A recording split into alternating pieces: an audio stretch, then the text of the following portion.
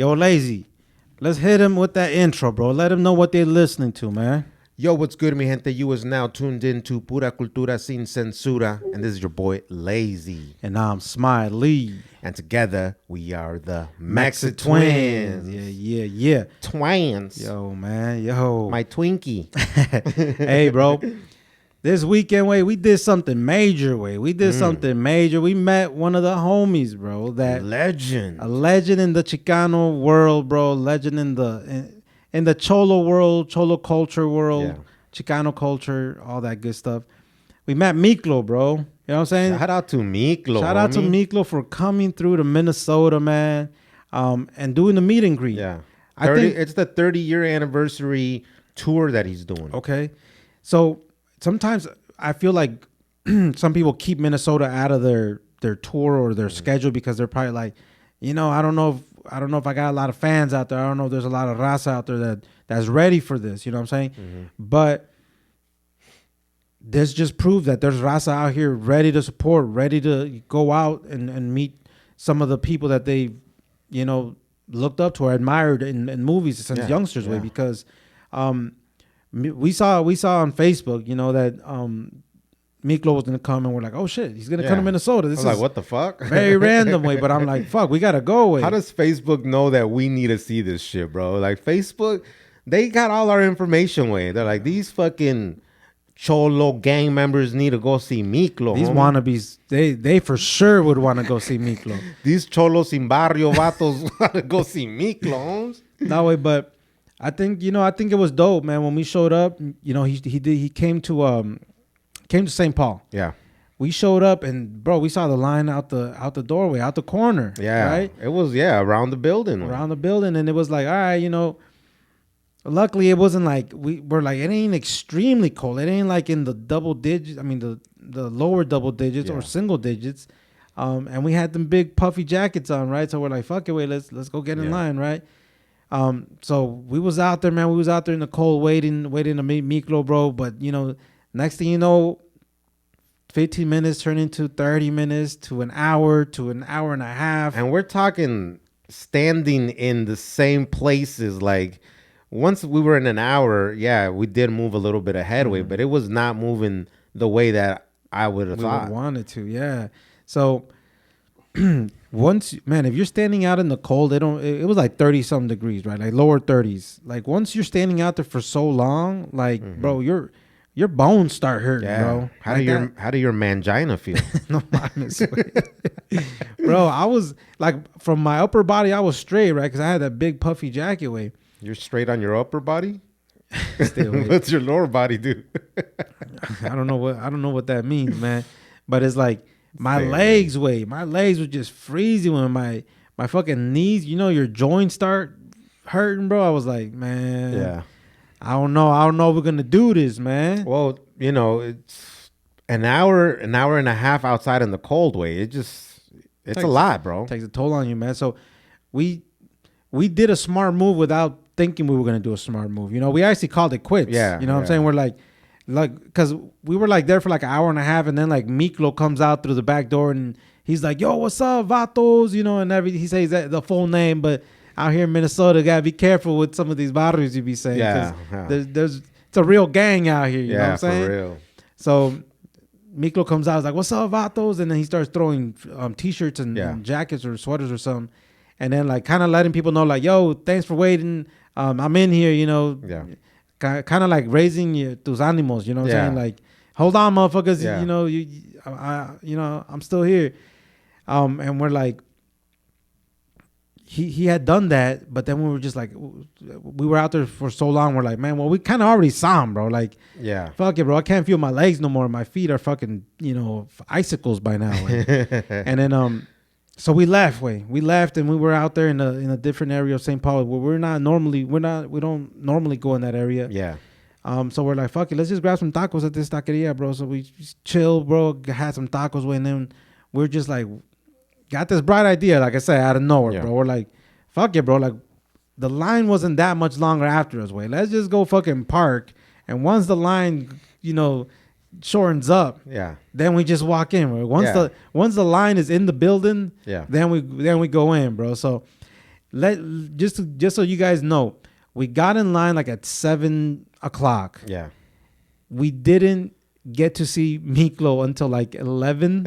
Yeah. 11, Not like 10:30, 11. 10:30 or 11. Yeah. So we dedicated like 4 hours to this shit, bro. Neta, wey, neta. My But girl wasn't too proud of me, wey. She's like, let me get this straight. You waited for 4 hours to see another man? yo, lazy.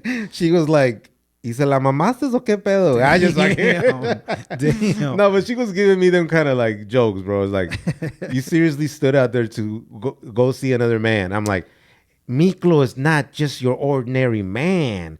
It's Miklo from East Los, esa. Miklo from the barrio. Miklo from the barrio. No, man, but you know, it was a dope experience, way. Yeah. Like you're amongst like a bunch of other fans, bro, that we all grew up, and we still love that movie. You know, we grew up loving the movie, and we still love the movie, and we're all like there within, you know, it's a community. As a community. There we go. So it was kind of dope, man. There was a lot of funny jokes being said while we're there. You know, all the blood in, blood out lines that were being said. There was nobody with negative energy. Everybody, Right. you know, estaban echando relajo away. And you know, and it's crazy because we were even talking about this while we were in line a little bit, you know, because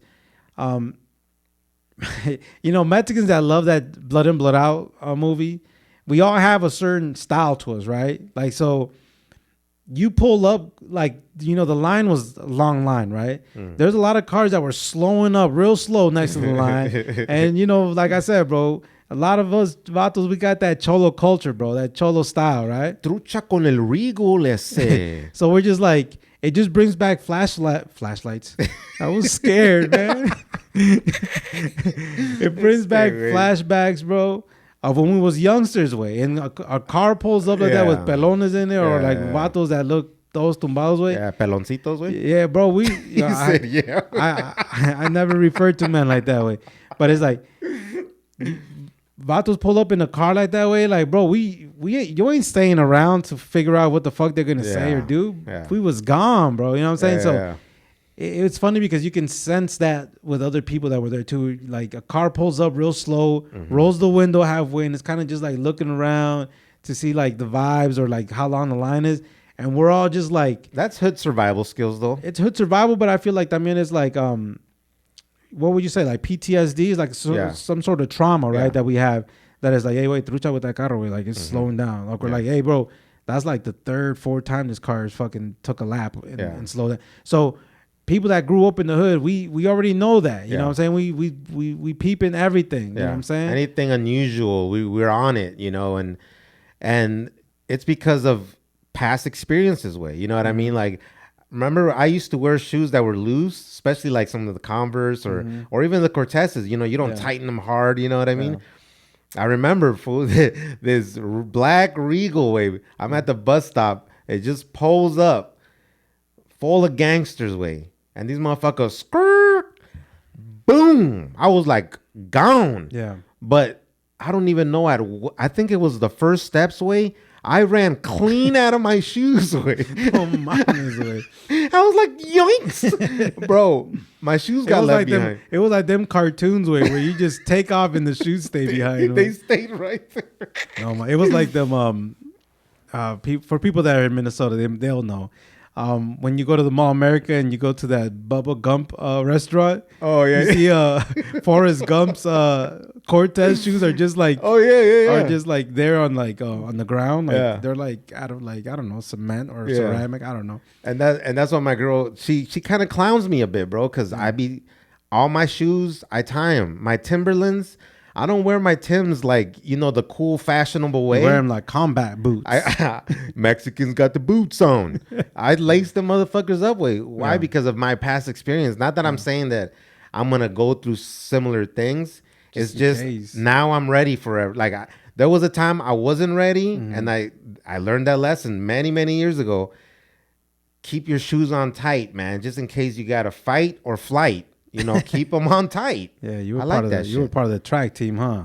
Hey, wait. There was some dudes that didn't run way, and their lives changed forever, or some of them lost their lives way. So I'm not afraid to say that if you're on the losing end for sure, Sí, güey. Me peleé, güey. Is that famous? Is like that famous line they say in Spanish, way. Es mejor que digan que ahí corrió que ahí quedó, way. You know what I'm saying? And if you didn't run, way, and motherfuckers are strapped up, if you ran, they're gonna be like, man, that fool pussied out, way. That fool's a leva. Mm-hmm. If you didn't, if you ran, that's what they would say. If you didn't run, they'd be like, that fool está bien pendejo. If he knew that they had guns on him, it was gonna shoot him. Why didn't he run? You know what I mean? Either way. I mean, but we've been on both sides of that. Like, and by I mean both sides of that, it's like we've been the ones that we've ran, and we've been the ones that we stayed, and then shit didn't go too well. You know what I'm saying? You end up being outnumbered. You end up getting your ass kicked, bodily injured. Chains get snatched away. Yeah. Luckily, in the Mexican community, bro, we don't hold it as strong as the black community, bro. If your chain gets snatched, your chain got snatched, bro. Oh, okay. Your hood card did not get revoked. They caught you slipping, vato. That's all it is. But a lot of you ain't shit good in the hood no more. A lot of shit happens when you stay away, and we've done both, But as you get older, you're like, fuck it, way, like, I ain't gonna stay and find out. Yeah. You know what I'm saying? I ain't gonna stay and find out what these vatos want to do, whether they want to just hit me up. And if I say like, no tiro barrio, or like, nah, bro, I don't gang bang, or I don't bang, whatever. There's because in Minnesota, bro, it ain't like Cali, way. It ain't like I feel like in Cali they probably just hit you up in straight English, like, what's up, fool? Where you from? Yeah. Right. And here in Minnesota, it was like, where you from? Or que barrio, puto? Or, you know what I'm saying? Like, you got PTSD on me real quick. Where I was like, oh, wait, ¿dónde están esos güeyes? Córrele, güey, córrele, güey. Over here, bro, you had to know your responses. Like in Spanish, nah, no tiro barrio, bro. Que rifas, güey. They don't even say, güey, que rifas, puto. Yeah. So, no tiro nada, güey. Yeah, so you had to be quick with your response. Like, I don't bang, or no tiro barrio, or, all that. But there's some, and it reminded me of this, the Fools Gone Wild. They just did a post. I don't know if you've seen it, where it's a dude getting socked, bro. Oh shit! And then it said, when you hit a fool up and he says he don't bang, but you still check him, you still sock check him just in case. Por si las moscas, carnal. Yeah, bro. So it's kind of like you're gonna stay and find out how crazy this motherfucker is, bro. Because some people will just. Like, that'll be enough for him, right? Like, where you from, fool? Nah, I don't bang, bro. I better not be seeing you out here, with anybody or whatever, like with any other barrio, right? There's some fools they'll make you throw barrios down, or they'll smack you, or they'll sock you. And there's times where you even get jumped, bro. You know what I'm saying? And here in Minnesota, it didn't get down like that, but we've heard, like in Cali, right, from music or movies, like, people will get jumped, and then now you got jumped into their hood, like a fuerzas way, like, you know what I'm saying? Over here in Minnesota, it didn't get down like that, you know what I'm saying? They got commented that they would, because a lot of people, we're not gonna get too, in detail, but there was some barrios that wanted us to join their hood, you know what I mean? And they knew that we ourselves wouldn't, we wouldn't join them, but they're like, they just knew we were some cool motherfuckers. Where it's like, nah, wait, if we jump you fools, you guys are gonna be in the hood anyways, fool, like. Nah, wait. Even if you guys jump me, I ain't claiming that shit. So it's just one of those things, right? Like we Blood In Blood Out. It's like it's a movie that we grew up loving and watching, bro. And we all got a lot of funny lines and a lot of cool lines from that. We all got a lot of our style from that movie. A lot of dope shit, right? So it just being there, and it just brings back flashbacks of everything we've gone through and the styles, how the styles have changed. Yeah. But it's dope way because there's people there that you could tell they still dress like that. You know what I'm saying? They still hold that style to, like, that's they're not gonna change. You know what I'm saying? And I've seen some young cats that are keeping it old school, like Charlie Brown's, or even because they're bringing him back. Yeah, like we've known that. We've talked about. But I'm just saying, like, even the way they wear their jeans, you know what I mean? They're not wearing skinny jeans like you are, way. You know what I mean? They're wearing like that, just the old cholo style. They're bringing that style back and keeping it alive. And that's dope, way. That's dope. But in the '90s and in the early 2000s, that's like our era. That's when we was out there. At that age range where we was in the mix, that was dangerous way. It was very dangerous that eventually were forced out of that. Mm-hmm. You know what I'm saying? Because we've always said it before. We dress like that to represent our culture, to represent Mexicans, Our estilo. to represent the Chicano style, and all that, bro. But it was like, damn, bro, it ain't worth risking my life to want to be out here representing. And it was kind of funny way because, oh, not funny, but it's kind of funny, sad at the same time, because it's like we dress a certain way, we talk about brown pride, we talk about Mexican power, we have flags, people have flags tatted on them, you know, our shirts, Mexican flags, but like we're killing each other way. We're our own worst enemies way. So it's like it's crazy when it's like you're representing, everything about you is like, I'm representing Mexicans, but it's Mexicans that are shooting at you. It's Mexicans that are chasing you down the street, you know, and it's just crazy way, you know. And I remember even like back in the day, black people would be like, I thought all y'all got along. We thought you guys all got along. Yeah, we thought all you guys got along, man. Like nah, bro. It ain't that easy. And we talked about it while we were in line también, where we're like, you can do this in 2024 way. You know, the waiting out in line and everybody's going to meet there. You could do it now. But if they would have tried to do this 20 years ago, there would have been a drive-by at least way. You know what I mean? Motherfuckers would have ran up. People were going to get jumped in line, hit up in line because everybody's, you know, todos tumbados way. It wouldn't have gone as smooth as it went when we went way. Everything was smooth. Like I said, nobody was mad dogging. Like even mad dogging used to be a huge thing way. Yeah. I don't sense no mad dogging in energy anymore way. Like even people that you kind of like make eye contact, it's not that they're scared, but they don't want you to think that they're trying to mean mug you. You know what I mean? So you kind of just looking around. You know what I mean? And everybody was respectful way. Back in the days, mad dogging was it was so popular that you needed to look at somebody until they looked away. Yeah.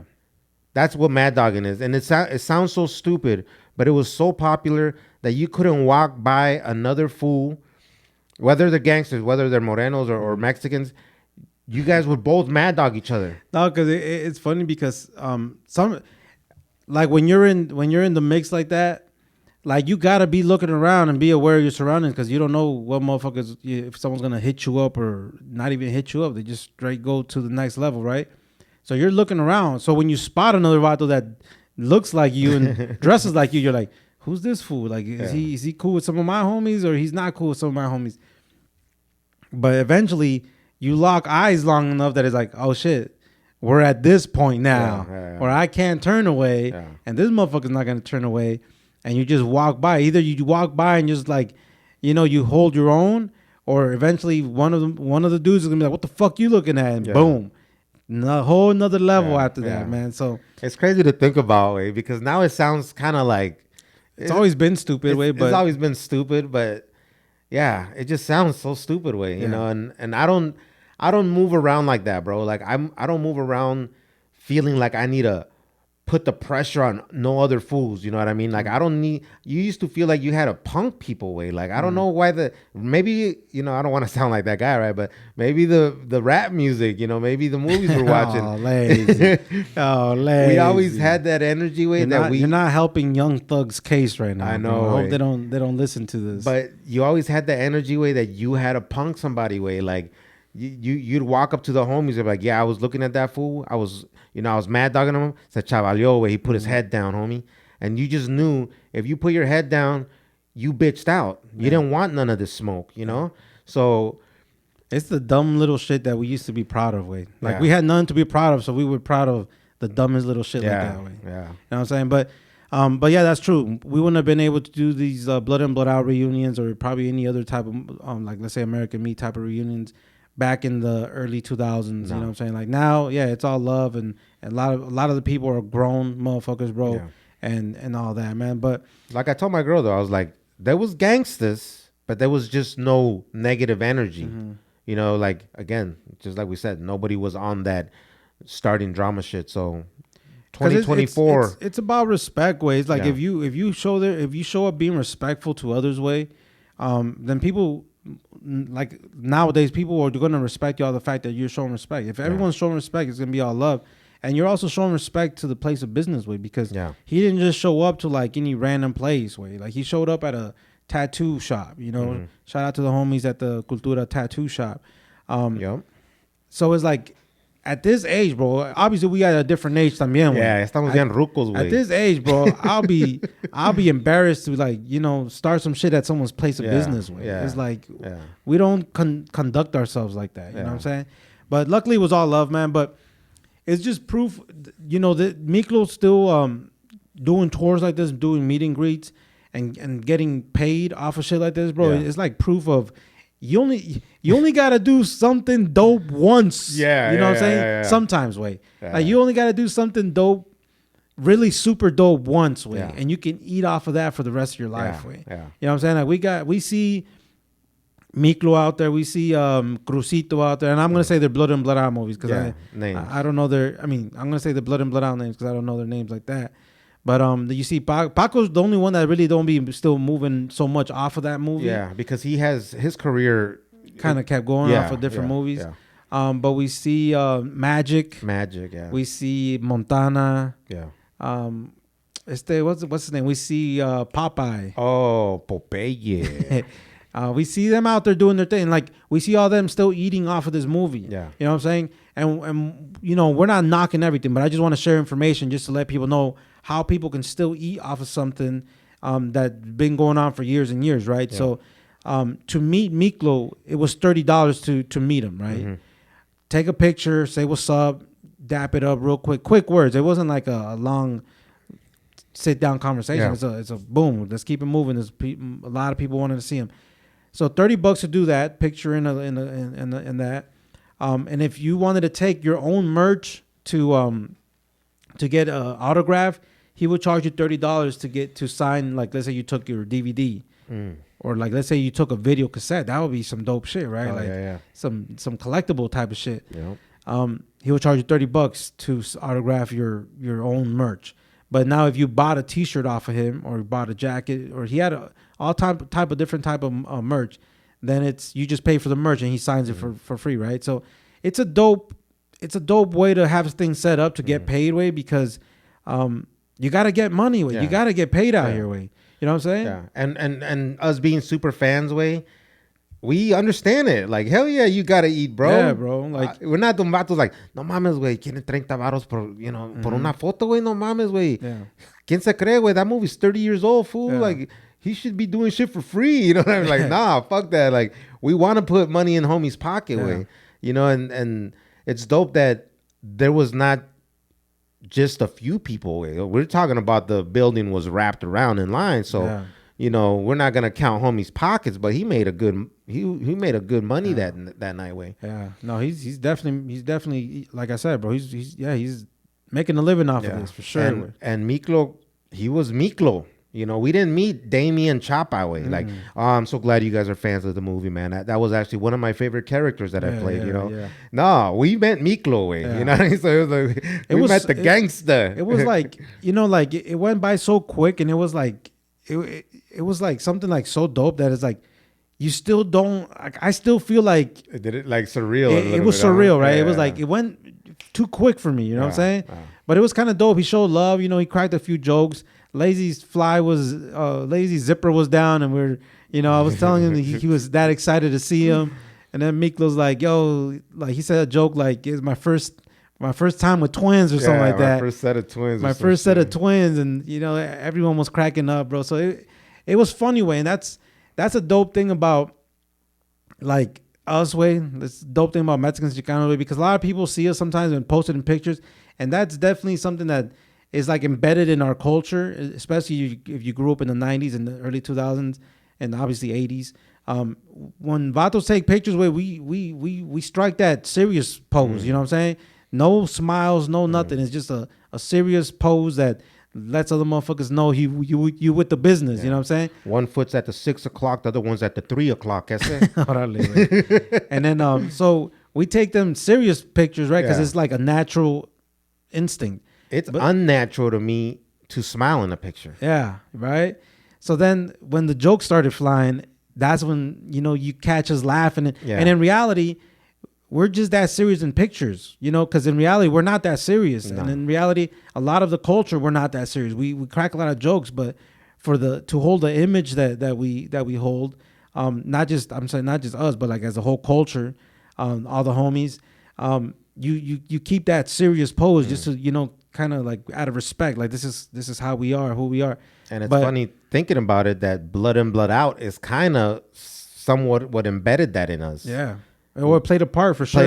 Played a part in it. Like we don't get goofy or we don't act goofy, especially if there's others around, because they might think we soft or we're goofy. Like man, don't make us look like that. Because when you back in the day when you dressed like that and you were part of the cholo culture, you had to behave a certain way. You had to conduct yourself a certain way so people don't think that they can disrespect vatos that dress like that, right? Or try to play with you, because if people think that you're goofy and they try to play with you, now you got to turn it up, and now everybody knows, like, now we got to get involved. But people back in the day would check you, eh? People back in the day would check you, like, hey, bro, don't no andes con esas mamadas, because you're fucking it up for everybody. You're ranking it for the rest of us, carnal. There we go, bro. and that's some real shit, right? That's how we all really did condone ourselves. But like I said, in reality, we're not that serious. You know, we all like to have a good time. And that's why I wanted to share that extra picture, because I could have easily shared the pictures where we're just like that serious pose and like, you know, right here, posted con Miklo. But I just also wanted to show like, yo, we also have a good time. We're not serious like that. The seriousness was like a 10% out of the rest, right? Yeah. You know, we're out there letting them know we fans, bro. We've been watching movies since we were kids, you know, laughing, cracking jokes, not scared to be, you know, funny around each other. Because people that hung around with homies, that hung around with their homies like that, bro.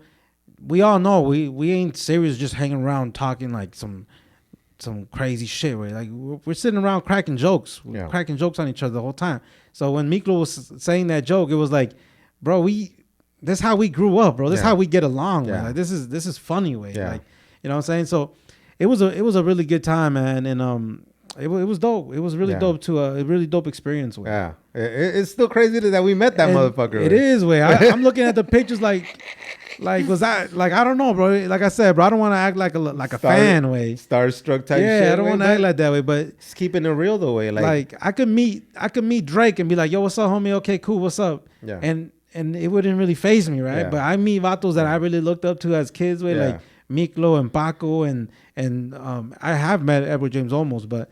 Those are the guys I really look up to. That's the people that I'm just like, damn, like, you guys were like, what's that? You guys have this like I don't know, way. I don't even want to get too deep into it, but that's the type of vatos I admire, or I look up to. Yeah, it's just different when we seen them on TV since we were little kids, you know. So I remember even when I met Daddy Yankee outside of one of his concerts, way, and the girl I was with took a picture with him, and then I think it was something like, "You want to take a picture of him?" Like, nah, like for what? You know what I mean? Like, it's just it was also part of your machismo. It could have been, but if I was so much of a fan of his, I'd be like, hell yeah.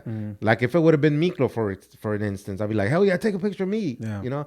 But that's the difference. Like, it's not that we're starstruck for every celebrity that we see. There's just a few that you're gonna be like, damn, it's a fucking honor to meet you, dude. Yeah, no, it was dope, man. But that's an example of a true hustler, way. And that's an example of how Raza, bro, we know how to make the best out of every situation, way.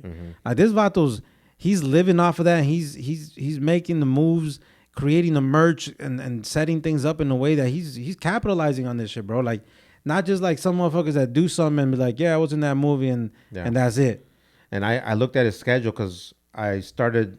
Because we follow him on Instagram. Now you stalking, bro. No. Now you stalking. I looked at his schedule. I looked at his story. Yeah. And he puts his schedule on his story way.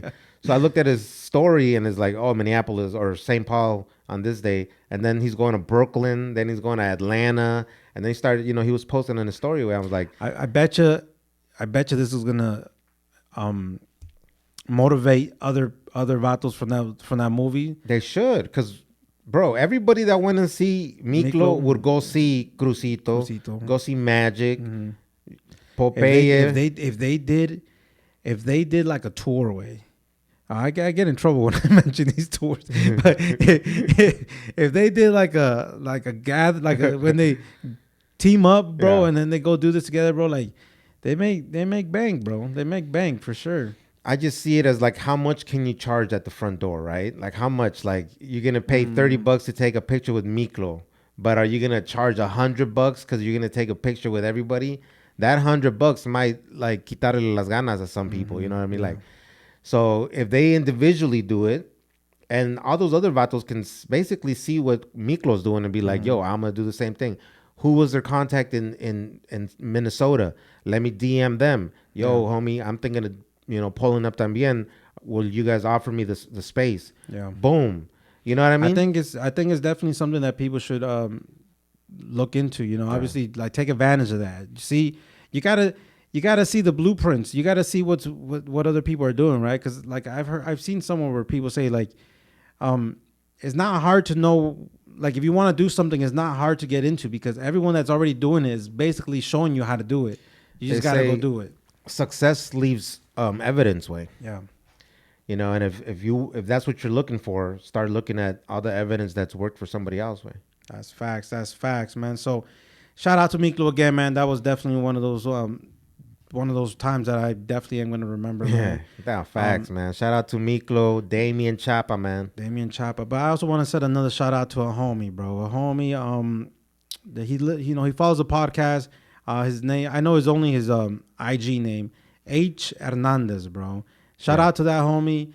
He went to the Tornillo Dario's concert that was here in Minneapolis on Saturday, bro. There was a lot of raza shit going on this weekend, bro. Yeah. But the homie went out there. He was, wearing the T-shirt, bro. Pura Cultura. Representing out there with everybody, bro. So that's really dope, man. Shout out to that homie. His whole fit was looking clean, bro. Pause. You know what I mean? Homie was on lazy. Homie was wearing the Tim's stylish. Yeah, he don't tie him up like you. He doesn't tie up the boots like Lazy does. Yeah, so it was dope, man. It was dope that the homies out there representing the podcast, man. We appreciate when we see people doing that. We definitely like to see that.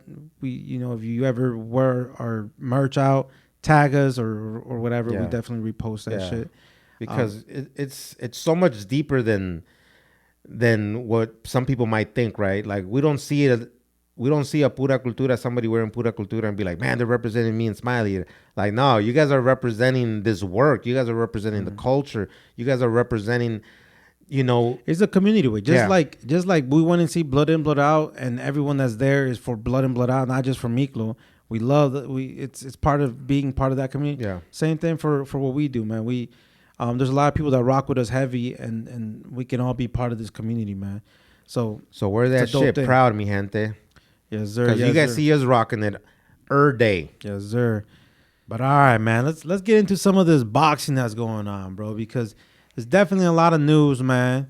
Obviously, everyone knows Ryan Garcia was, kind of wilding out for a little bit. I think he's kind of getting things under control, man.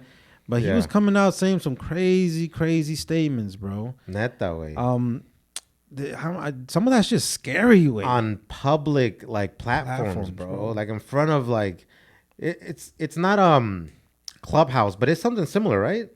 I forgot what it was, way, but yeah, it's like very similar to Clubhouse. It's like a phone call, basically. Yeah. It's a group of people just on there on a call, way. Yeah. So he got on there with Andrew Tate. You know what I'm saying? He got on there with Andrew Tate, and he right away started saying that he's saying fuck them, like we don't know who them are, we don't know who they are, and he's just saying that he was like kidnapped and he was taken to this place called Bohemian Grove, bro. Where I don't know too much about that way, but I did a little quick research. I don't like my algorithms getting weird like that, bro, because then shit starts getting scary way. But Bohemian Grove is like you just don't want them to come and grab your ass. Yeah, man. You look too deep, you might find something you ain't supposed to find. But it's like a place where like the elites, right, like the high elites that are controlling the world, like they meet and they do like dances, rituals, and sacrifices supposedly. So Ryan Garcia said that they kidnapped him and they took him there and they forced him to watch kids getting violated, SA'd, right? Yeah. Which is crazy statements to be saying. And he's saying he got proof.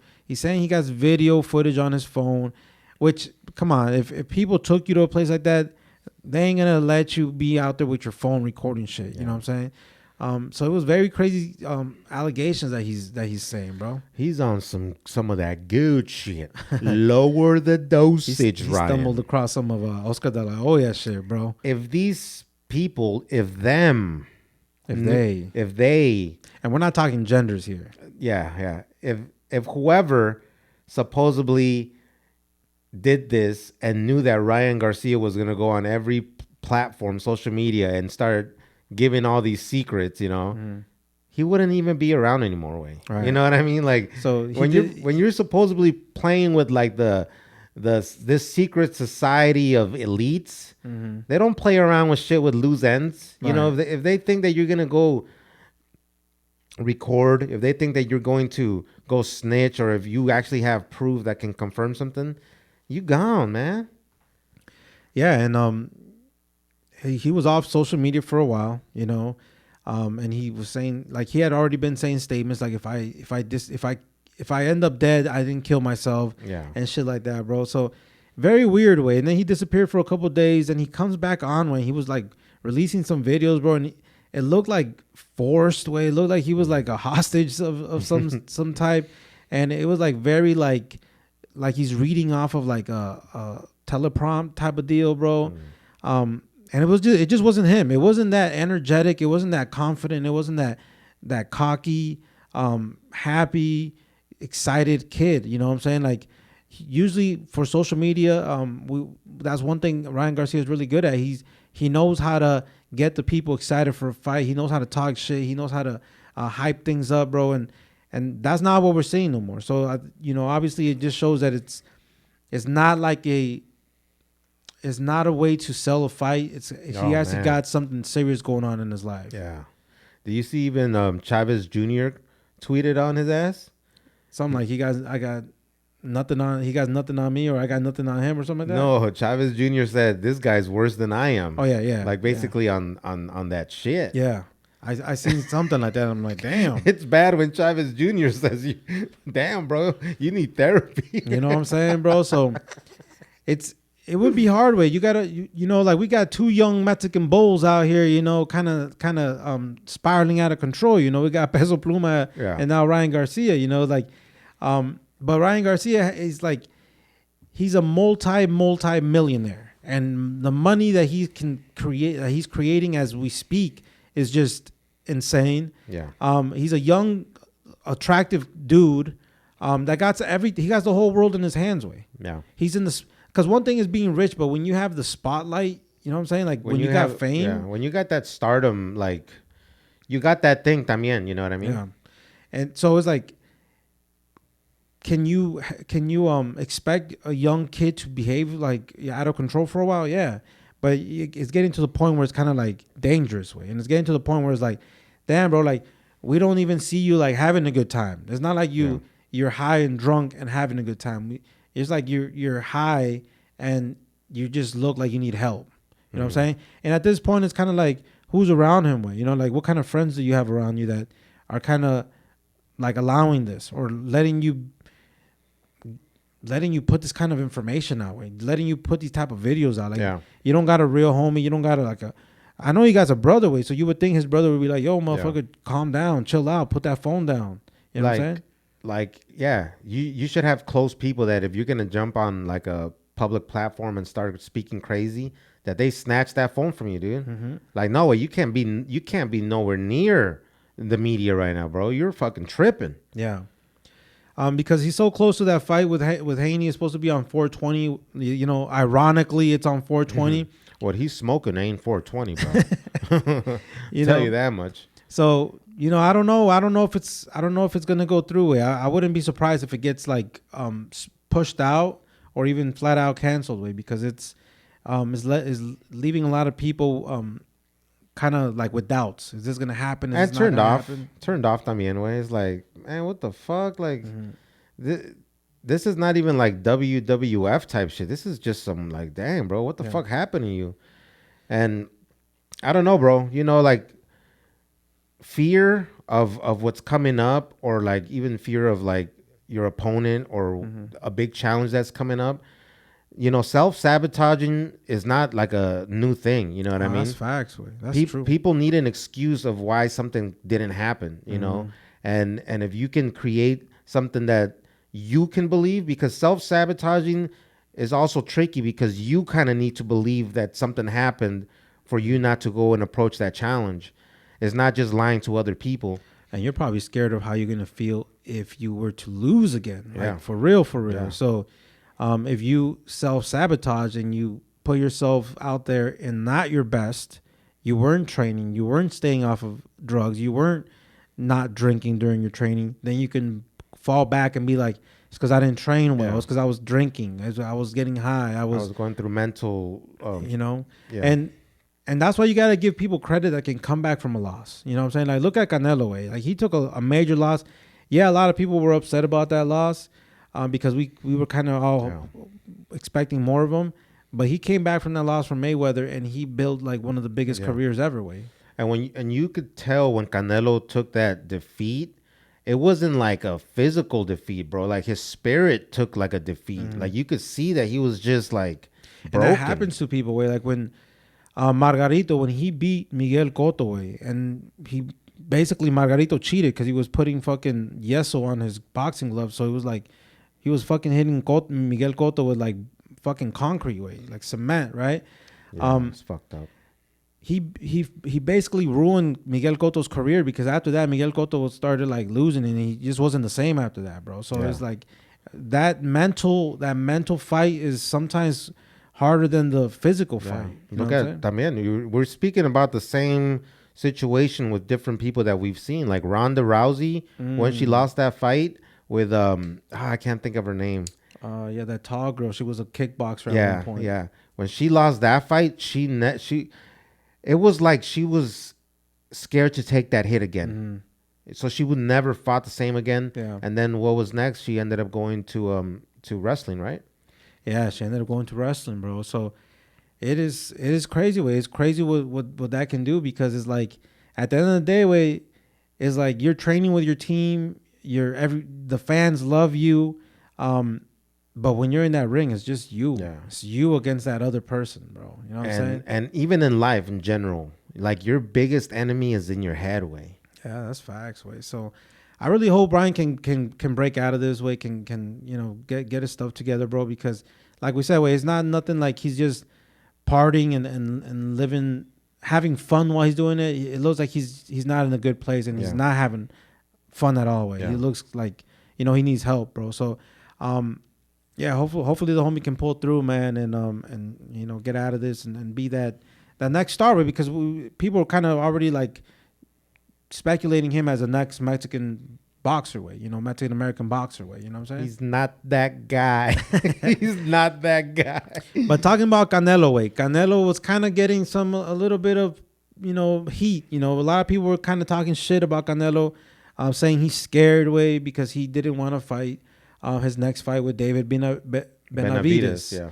You know what I'm saying? So Benavidez is obviously doing the smart thing to do, challenging Canelo, kind of taunting him, saying, you scared of me and this and that, because obviously it's a big payday. You know what I'm saying? Big payday. Like Benavidez could easily know himself he's going to take that loss, but he wants that bag. Yeah. Like once you get that Canelo fight, like you set for life. Yeah. You know what I'm saying?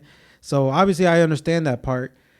But for whatever reason, Canelo feels like that wasn't the move. You know what I'm saying? And he ended up he was gonna do the rematch with or he was gonna fight one of the Charlos, but the brother, right? The brother. He already fought one. He was gonna fight the other one. Yeah, but I guess the fight that he had with Benavidez' younger brother wasn't that impressive.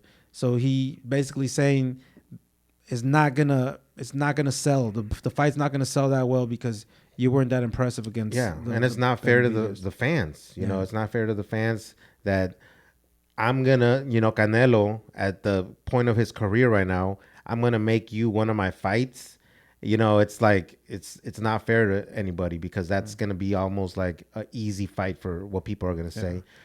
And I think Benavidez, though, he's doing a good job of getting under Canelo's skin, but Canelo knows that if I give you this fight, this is doing you a big ass favor, way, and me estás cayendo mal, güey. You know what I mean? But that's how boxing is. I know, but I'm just saying, it was like, if you have the power to either get the bag to somebody or not, if somebody's annoying the shit out of you, you're gonna be like, nah, I'm gonna make you wait for it now, motherfucker. Yeah, I'm gonna fight you, but I'm gonna make you want it even more. Well, yeah. I guess some people could see it that way, but I don't. I also don't see Jaime Munguia. I don't see that as a bad fight. I don't think because so. No. Munguia has always been in the talks. As being the next, as also a big Mexican fighter, bro. You know what I'm saying? But I feel like there has to be something that stands out about you to become like a star way. You know what I'm saying? And whether, Canelo, he's a redheaded white Mexican, bro. So obviously that right there just separates him from everyone and gives him that. And he can dance too. He gets down with the bellico shit. It just separates him from everybody. Ryan Garcia, a young, good-looking kid. That's gonna definitely make you're like the right recipe for a star. You know what I'm saying?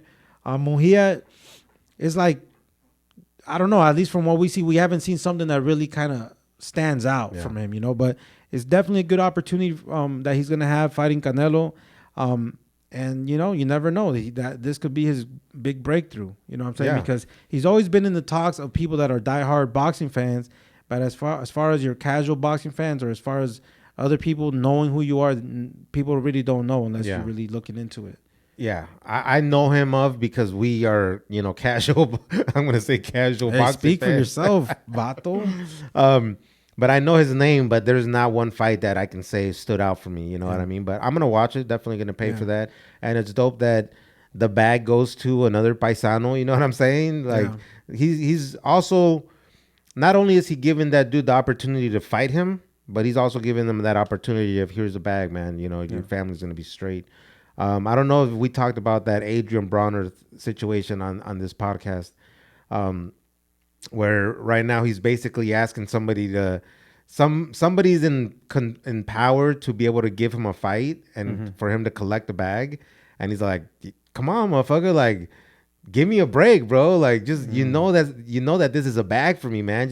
Just give me the fight, and that's but that's the thing though, like, if you're doing what you're supposed to be doing, you don't got to be asking people for a fight. The people will help you ask for this fight. The bag follows people that are doing the hard work way. Because eventually you're gonna get that opportunity, right? If you're doing what you're supposed to be doing, man. But Cinco de Mayo weekend, this fight with Canelo and Munguia should be a good one. Yeah. What's it called? There's gonna be did you see that boxing fight that happened with oh fuck, I can't even think about his name. But the one that you're talking about Anthony no, not Joshua Anthony. Yeah. Against that other dude that was an MMA fighter. Yeah. But he got into boxing. Yeah. Damn. Bro, that shit looked way too easy way.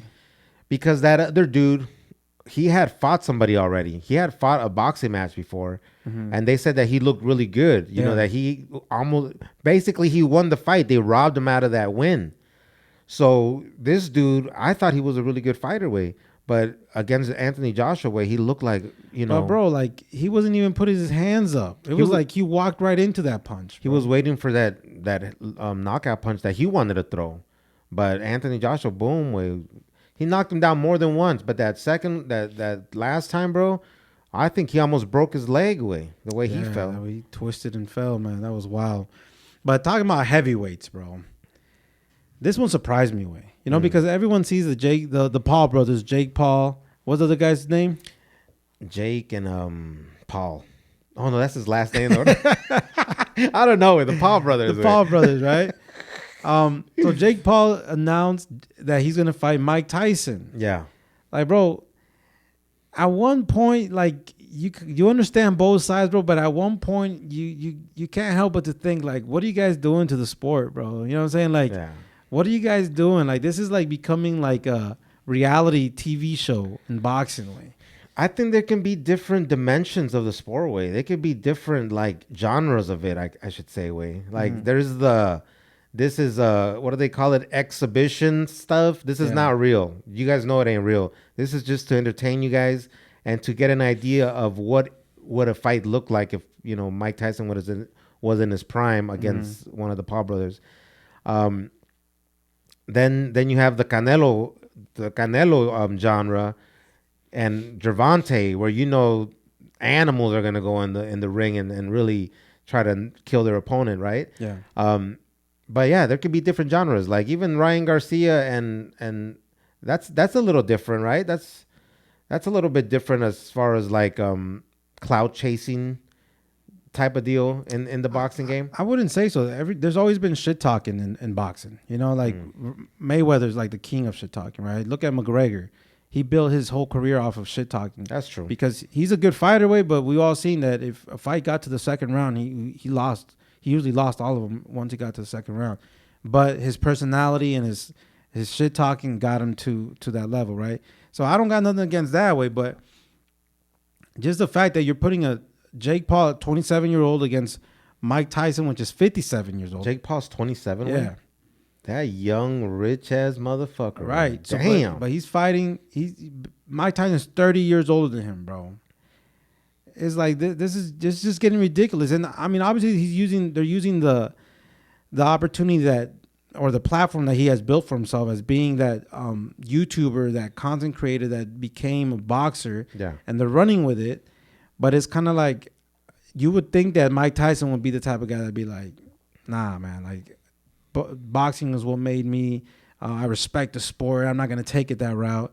But when they're presenting you también with a lot of millions, bro. The bag calls the shots away. And that's what I'm saying. I understand both sides of it, but it just doesn't look good, bro. I can't be mad at them, bro. Respect to the Paul brothers way, because they started off as content creators on YouTube way, and now they're a whole bunch of other things. We're gonna get you in boxing, bro. A ver, güey. Zumo fights. Oh, no, actually, bro. No, mames, no, you didn't have to do me like that, bro. Con tanga y todo, güey. We start you off there, bro. Then we start working ourselves up. You gonna put a thong on me, güey? No, mames. No, what's it called though? I respect them for getting the bag, way. Yeah. Mike Tyson. The name, bro. Like, it's just, you gotta respect that business is business, dude. And boxing, it can bring like a real challenge and bring out the best of opponents, but it can also be entertainment. You know what I mean? Yeah. We could get it for the simple value of entertainment. Yeah. So I mean, it's like, if you like wrestling, I guess you'll like this type of fight. You know what I'm saying? I'm not saying I would purchase the fight, because I'm not, but I'm not mad at it. But talking about purchasing it, like, this is another thing that they're doing now, and it's new and it's smart. But they're gonna fight on Netflix. Yeah. You know how many people got Netflix? But is it already included? No, you have to I'm sure you have to buy it and then adds it to your subscription at the end of the month, right? Fuck that. Kind of like everything, but yeah. How many people got ESPN Plus? Only the diehard sports fans have that. How many people have fucking what's that? The Zone.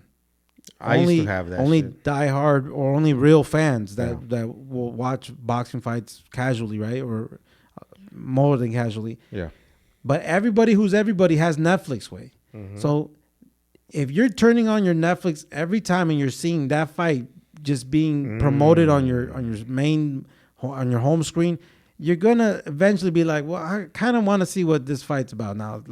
Mike Tyson is Mike Tyson. You know what I mean? So it's smart. It's smart that they're doing, because they're putting it on a platform that is very accessible to the majority of the world. Yeah, and it's easy. Yeah, easy. Making it convenient. You click a button. It's not gonna make you go. Because we've came to the situations where we've had to go upload an app. Then we had to put in our information. Then we had to accept, and we don't really understand the fine print reading. And then it's like, you purchase it on your phone, but how the fuck can I get it onto the TV? And then there's times where we literally watch fights on our phone because it was purchased on the phone, and we ended up having to watch it on the phone. Yeah, like one of the biggest fights in the world in history. Andy Ruiz, when he knocked out Anthony Joshua. The Joshua dude. Yeah. We saw that on the phone, on a fucking iPhone, bro. That's how simple life is, though. And as older, I'm looking at it deep. You getting deep. As older, I'm looking at it, though. I mean, as older You're like, as I, we were close. No. It was very what's that word? I could smell your Michael Jordan cologne. No, I'm just saying, it's like, we were watching that fight on a cell phone in our sister's house, our sister's house in the island way. We're all fucking huddled around. It was Fucking very intimate. It was a very intimate boxing experience. that knockout way. We're all jumping all over that our sister's kitchen way, like, oh shit. Yeah. So it just needed, we just needed that small phone way.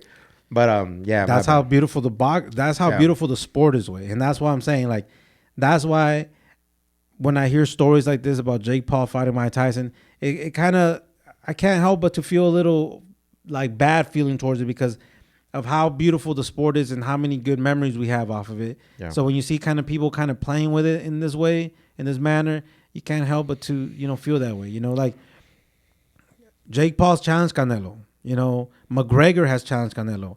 And Canelo, obviously he's in charge. He's the man right now. He don't need the money. But he says it himself, like, no, I got too much respect for the sport to do any of that. He's said that in the past way, but in the more recent times, he's hinted more towards that. I'm not gonna say that I'll never do it, but I'm not gonna do it right now because just like Miklo, he's continuing to collect the bag off of blood in, blood out, off of that one thing. Yeah. Mike Tyson, how come he can't continue to collect the bags off of that one thing that he can easily? Not just anybody can go make millions of dollars to go in an exhibition fight, dude. Like you can't be mad at them because I guess Mayweather is doing all them exhibition fights out in like Japan. That was China a new thing, and I don't know if did Chavez Senior start that or who started this exhibition stuff, man. I have no idea. It's money, bro. Like you think gotta milk it dry. You think you got enough money until you realize that how much money there is in the world, bro, and how much generational wealth are you trying to leave for your family behind way. That's facts. Moving it along though, man. Just wanted to get into a different type of conversation, bro. A little more on the real life, serious shit that goes on in our day-to-day lives, bro. This week, bro, my supervisor retired way.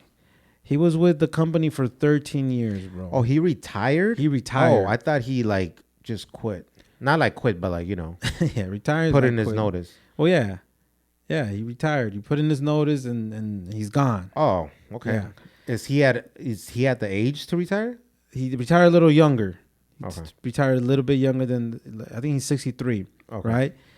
But which is normal, right? People retire every day. It's normal. But what I just fell off of this experience, and it just didn't feel right away. It didn't feel right to me because there was two people that retired like within 4 months at my company, right? One was a different supervisor, and then my supervisor now. Both of them, bro, and this is what I noticed, and this is what like I feel just kind of like, damn, that's fucked up. Both of them didn't get any acknowledgement from the company way. Not even cupcakes way? Cupcake party? No cupcakes, bro. Pizza parties? No pizza party. No nothing way. Like, let's just say this, that the employees themselves, which the supervisors themselves, they had to like send an email out to like the company, like a company email saying, this day will be my last day. It was a pleasure working with you guys. No sé qué tanto. Here's my personal contact if you ever want to reach out to me and all that. I was kind of like damn, like the company should have done something. Like the person in charge of our whole department should have done that. You know what I mean? And that didn't happen, bro. So to me, I was just kind of like, I just feel kind of like, damn, man, that's fucked up. People dedicated a lot of time for this company, a lot of time for the position that they worked in. Yeah. I'm like, and they don't even get like any type of respect or any type of like acknowledgement for that. Like, It just feels like you just disappear away. It's like you just one day you just stop going and no one even realizes you're gone. No one skips a beat. Everything just keeps going, bro. But it's like, I know that that's real life and that's what's going to happen whether you quit or whether you die. Like that company's going to keep going.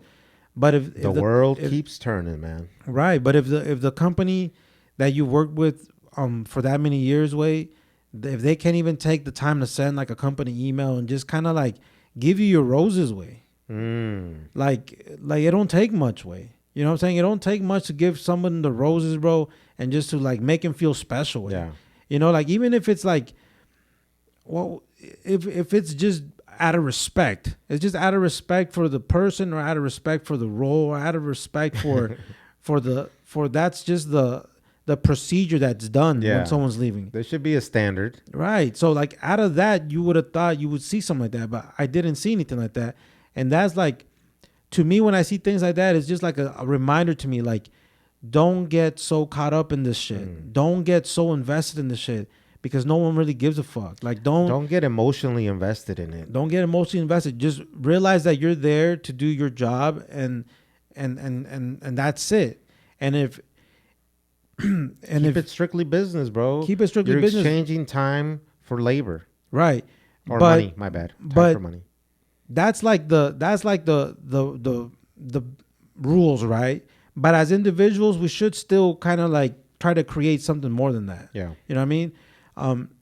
But that's just a reminder. Like, don't, if you ain't happy doing what you're doing, then don't be scared to go off and start something new. Don't be scared to take a risk and try to do something that you love for a living, because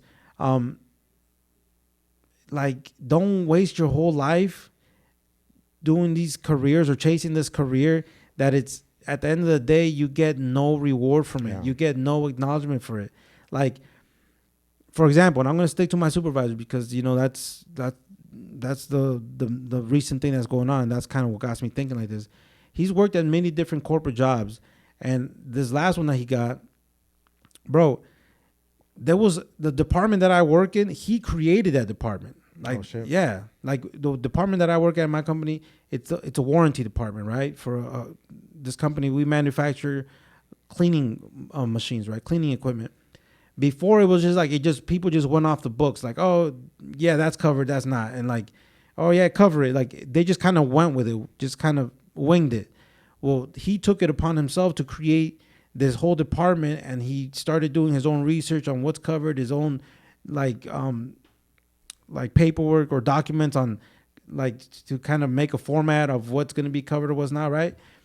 He made that, bro. He saved, like, he would always brag about this, bro. And and you should brag about it, Yeah. because it's a big thing. Yeah, don't humble it. Like, if you're saving big bucks, Yeah. share that shit. So he would always tell the story about how he, in the first year, he saved the company this many millions of dollars. And then, you know, after that, like, this many millions of dollars was being saved because of the department itself. And I'm like, damn, like, you did something big, way. Yeah.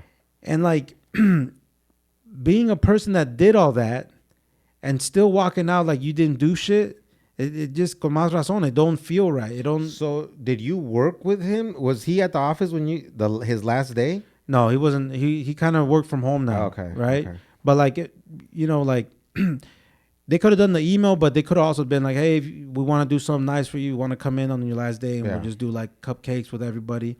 He would have done it, bro. But like, it wasn't offered, right? So as men, way, it was funny, way, because as men, as men, that you have respect for someone, like, you don't want to sound like cheesy or like emotional or like nothing like that, right? But I was waiting for the last day to just like send him an email and be like, hey man, you know, this, thank you for this, thank you for that, you know, kind of letting him know how I feel. And before I could send the email on the last day, he calls me and he's like, hey David, I just want to let you know, man, it's been a pleasure working with you, and honestly, it's been a real great time. You know, like real shit, way. Like as men, we kind of sometimes feel like a little cheesy about it, but he's like, you're a great person. You're a great person to work with. You got a great personality, man. Like the laughs that we had while we were working, all those memories, you know, I really appreciate that. And I was just like, I was caught off guard, right? I was like, damn, Tim, like, I was gonna message you today. I was gonna send you an email on all this, man, because, you know, I know how to word it, man. But I was like, I just want to tell you, like, thank you for everything you taught me, man. Thank you for a lot of the stuff that you know, took the time to teach me. And, you know, honestly, I learned a lot from you without you even knowing it. I'm like, you know, and I said all the same things, some similar things he was saying, bro. But it's just crazy, bro, because I guess that's probably why I feel también that they did him a little dirty, bro, because he's actually a real cool person, and like he actually did teach me a lot of shit, like as far as like in the professional world, as how to be professional, how to do certain procedures and all that, bro.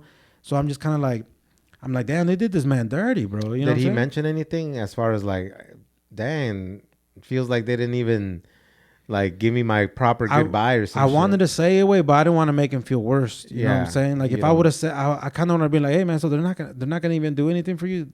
It'll kind of make him feel even probably more fucked up because he probably already knows it. Yeah. And if I say it, then it's even worse, right?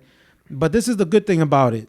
This is, Optimistic smiley. no, this is the good thing about it because it's like his wife comes from a family with money. So when his wife's dad passed away, they left him a lot of money. So he was actually able to retire at 63 instead of at 67. The retiring age is 67, I believe so. 65, 67, I thought one it of was those. 65. So he got to retire a little early, and then plus like he did like a lot of investments and like in stocks and no sé qué tanto más, güey. So he was like, I'm ready to retire. I don't need the money. Actually, if everything goes as normal as it is, like I could still die and still have like millions in the bank. Damn. He's like, unless anything changes like health wise. And I was like, man, this and that, you did good moves and no sé qué tanto. But it's like That reminds me of Chris Rock joke. When white people die, they leave you a will. When black people die, they leave you a bill. no way, but it's true way. Like that motherfucker planned his retirement like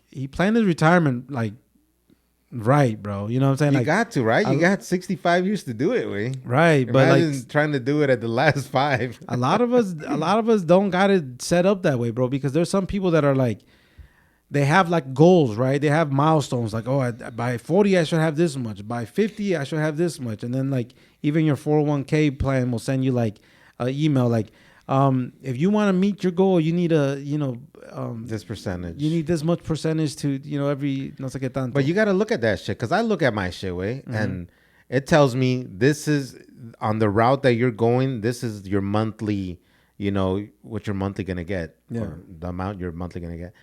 And if that doesn't look good to you, change it. Yeah. You know what I mean? Like, that's why everything's so easy for us to like catch it in time.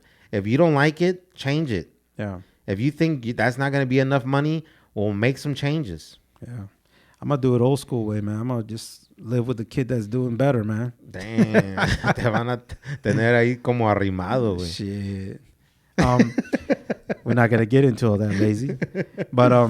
But yeah, man, no, that's just a reminder, bro, of like, don't waste your life just like living other people's dreams way.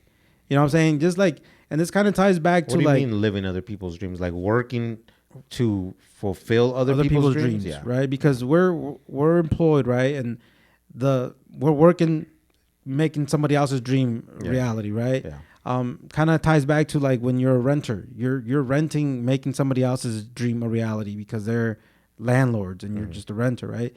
So in this case, like that's just like another reason to just get more focused way, because sometimes we lose focus, we lose a little bit of that drive, we lose a little bit of that hunger, or you know what I'm saying, that ambition that we need. I mean, it's always there, but sometimes it's at the max level, and sometimes you're kind of just like they're just kind of not neutral, but like just there, coasting, bro. Or something. Coasting. But yeah, that right there, bro, just let me realize like, man, I ain't gonna do this. Yeah.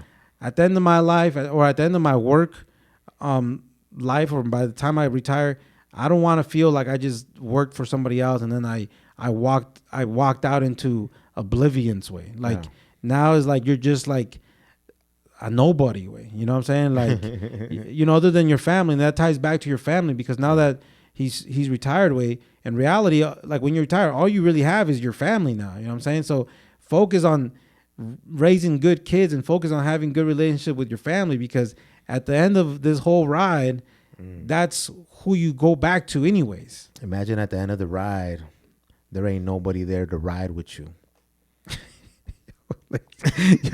I try to get deep right there. You try to get deep, man.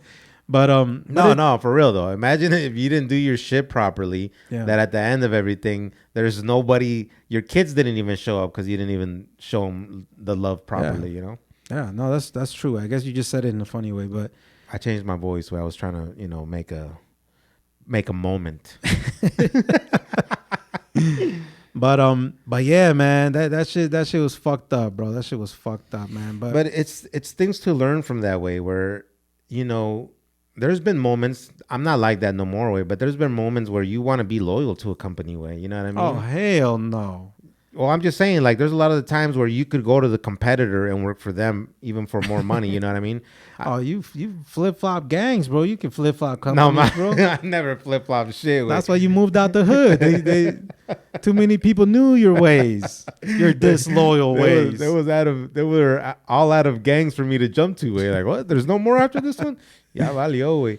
No, I'm just saying, like, and people. I don't want people to get it confused as far as like not going to your workplace and doing your best job, doing your best work. You know what I mean?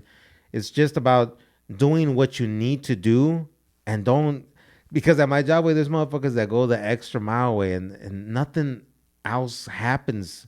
Nothing more happens for them doing all that extra shit than the other person that's doing exactly what they are supposed to do. You know what I'm saying? All you get is people that complain about, I do this much. That motherfucker doesn't do shit. And we still all got the same amount of raises. It's like, how about you wouldn't be this upset if you weren't expecting so much and doing so much and expecting a bigger result because of that. You know what I mean? I've said it before and I'll say it again just to clarify. I'm not saying people need to be lazy, but when people go that extra mile and if you want to be that person, that's a self like satisfaction. That's a self pat in the back. Yeah. Nobody else is going to do it. Nobody else really gives a fuck. You know what I mean?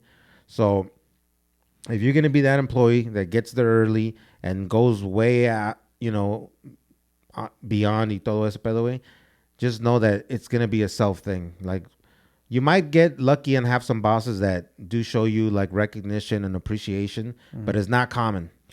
But for anyone that like, let's say someone that's listened to us, they are in that position of they're like managers, supervisors, or owners of companies. I'm sure, like, I don't know. I guess I can't say everybody because the company I just work at didn't do that shit. But it's like, if you don't do shit, if you don't do right by your employees, like whether they've been there for a while, they're retiring.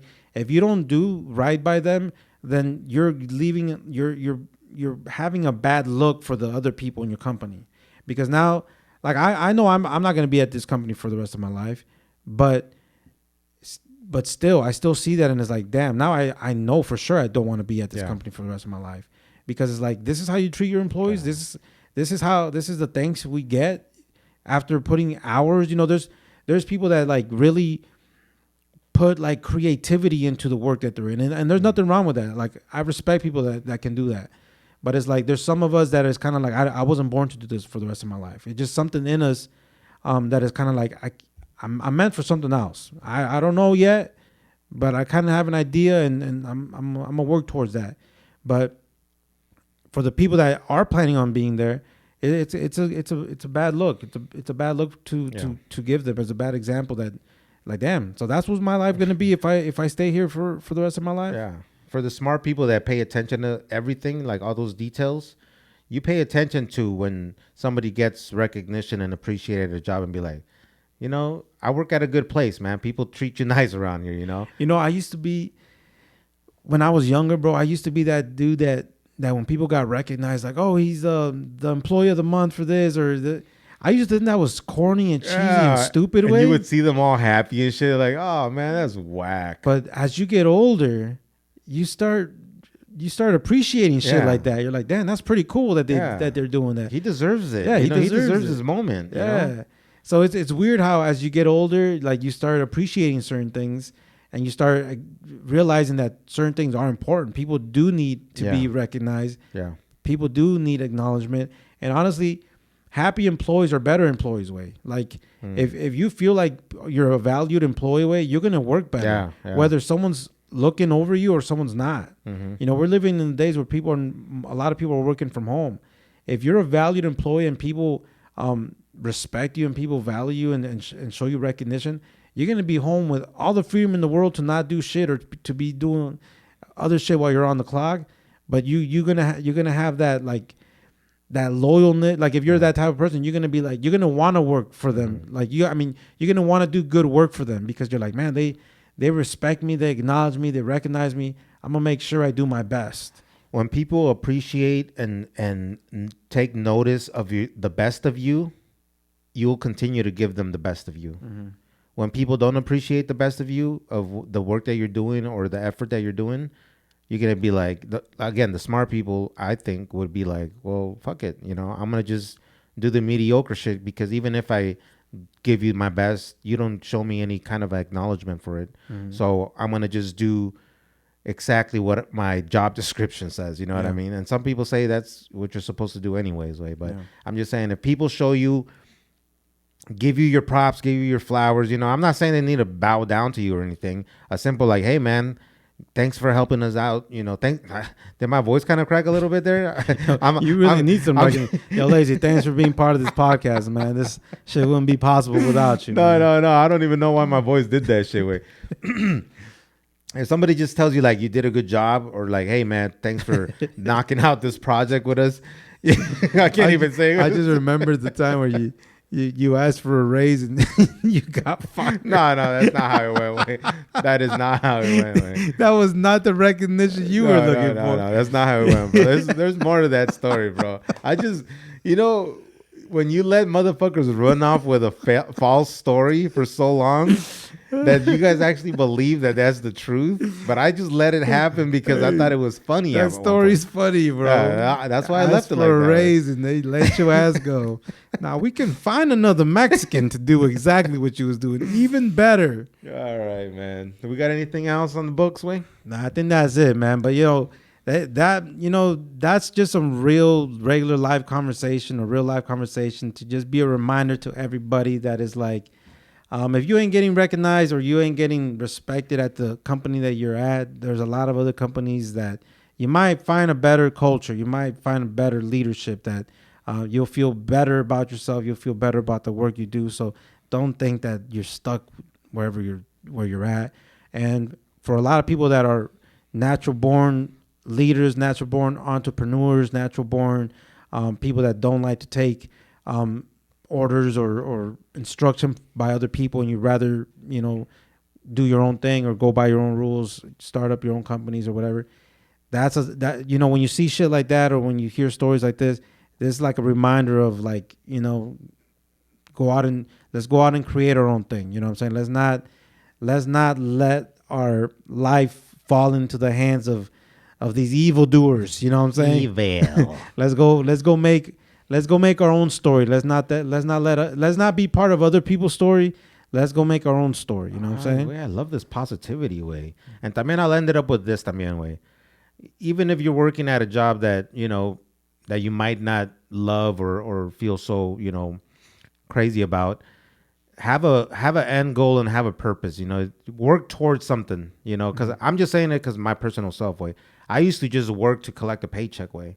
I didn't work towards a goal. I didn't work towards a purpose. There goes your voice cracking again. Yo, Lazy, you holding some emotions on, bro. I don't know why the fuck my voice is doing that. How you doing? No, how you doing? All right, let's turn the mics off and cameras off and let's talk. We're gonna have a therapy session after this one. Lazy got a lot of unpacking to do. There's a lot of emotions in there somewhere. Way. No, I'm just saying, mi gente, work towards a goal, work towards a purpose, and know when to ask for a raise so you don't get fired like Lazy. All right, mi gente, fuck depression and fuck anxiety, and man, Monday morning, get to the bag. Ya saben. Let's go. Peace.